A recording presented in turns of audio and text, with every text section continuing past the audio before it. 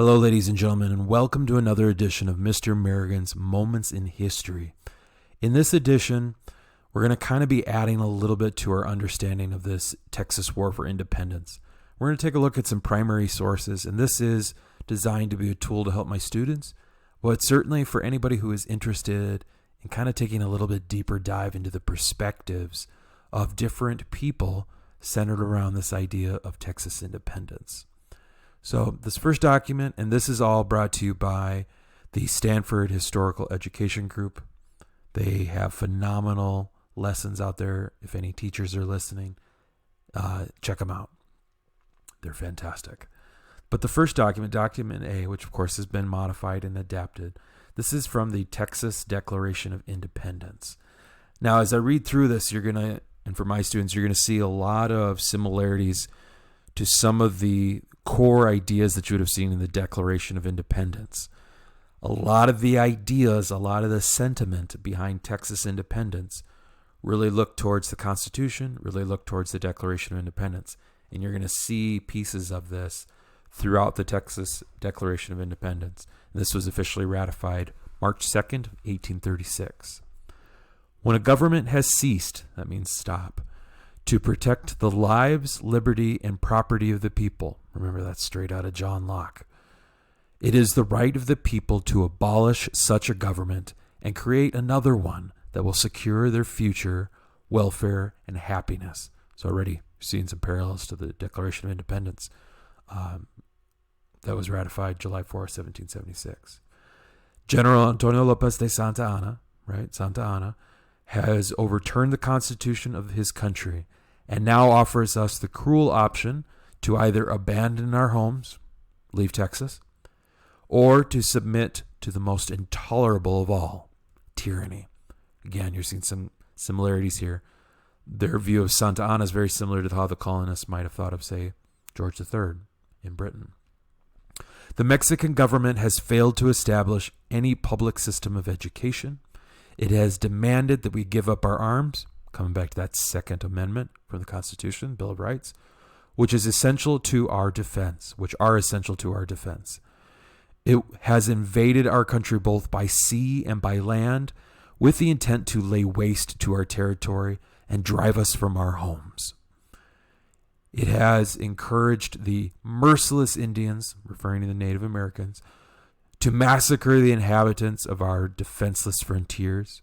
We therefore do hereby resolve and declare that our political connection with the Mexican nation has forever ended, and that the people of Texas do now constitute a free, sovereign, and independent republic. They are free of Mexican rule, they are their own country, and they are now independent. Now, of course, they've got to win the war, just like the colonists did against Britain. But this was their Declaration of Independence. You're going to draw a lot of parallels there. Document B, when we look at our source, this is a letter that was written by Rafael Antonio Mancola. He's a Tejano. So he is somebody who is loyal to Mexico. He's a Mexican who's living in Texas as kind of one of the regions of of Mexico's empire at that point. He's writing this letter about Anglo-Americans in 1826 to a military commander. So there's probably a little bit of a military connection here. We cannot trust the Anglo-Americans. He's referring to those of European ancestry, the Americans, the impresarios who have come in. These colonists, because they are continually demonstrate that they refuse to follow our laws unless it is convenient for them. Remember, when impresarios came in, they swore to uphold the laws and to pay taxes to Mexico. He's saying they're not doing that. We will have many problems if we do not stop their disrespectful behavior by stationing soldiers and a Mexican judge in each settlement. He wants to make sure that Mexican laws are being upheld by Mexican judges. They have been using their own colonists as judges and practicing their own laws, forgetting that they swore to obey the laws of Mexico. So certainly you're hearing a commentary about they're only wanting to follow these laws if it is convenient for them. And in his point of view, his perspective, if you will, he sees this as a danger. Now remember, you might see, we've seen examples when you invite Americans to come and live in. This happened in Oregon Territory. They eventually wanted to become independent. Oregon country later on becomes a part of the United States. Same thing, of course, ends up happening in Texas. Document C, checking out our sources. This is Colonel Juan Seguin. He's an Alamo he's reading, or this is a eulogy or a speech he's given, a burial speech for the defenders of the Alamo. It's written on April 4th, presented on April 4th of 1837. Seguin was a Mexican. However, he supported Texas's revolution and fought with American settlers against General Santa Anna. And in his speech, he's given at the burial of the men who died at the Alamo. Companions in arms. These remains, which we have the honor of carrying on our shoulders, are those of the brave heroes who died in the Alamo. Remember, Seguin and others took what remains they could find about 8 blocks away to another church in what is now San Antonio. Yes, my friends, they preferred to die 1,000 times rather than submit themselves to the tyrant's yoke. He's using a metaphor here. A yoke is something that horses and oxen would have used to pull things like wagons in this time period, or, to carry different loads or buckets or other things. Yes, soldiers and fellow citizens, these are the worthy beings who by the twist of fate delivered their bodies to the ferocity of their enemies. I invite you to declare to the entire world, Texas shall be free and independent, or we shall perish in glorious combat. One of the rallying cries you will hear throughout the Texas War for Independence is remember the Alamo. And this one comes right to that. Later you'll hear remember Goliad, referring to the Goliad massacre. But you can see here in Seguin's impassioned speech, that sentiment, remember the Alamo, it became a rallying cry for Texans as they fought for independence against Mexico. The last document here is from Benjamin Lundy. He's going to be a very active member of the anti-slavery movement starting in the 1820s.